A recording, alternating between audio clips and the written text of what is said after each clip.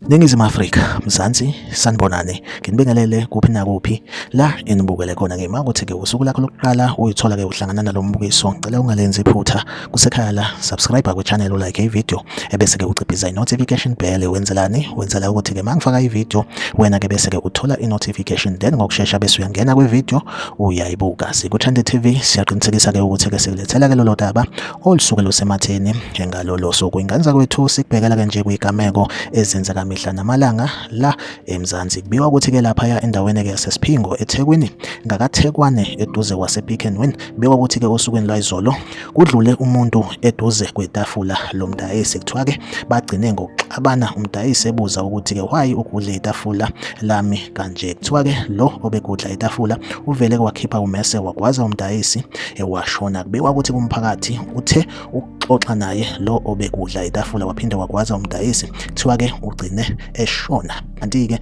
nobethi-ke uzama ukulamula lo ogudle itafula lomdayisi, kuthiwa-ke naye umphakathi-ke futhi-ke uthe ukuxoxa naye. Yena-ke njengamanje kubikwa ukuthi-ke embula kwembeswa esibhedlela. Lesigameko senzeke lapha endaweni yaseSiphingo eThekwini ngakaThekwane eduze nasePick n Win. Like ivideo, subscribe kwi-channel, uphinde ucommente kwi-comment section ungitshela ukuthi kuthini ukuphawula kwakho ngalolu daba. Siku-Trend TV ngizohlezi ngikhona nginilethela-ke indaba eyisematheni usuku nosuku, ahlangabezane kwivideo elandelayo.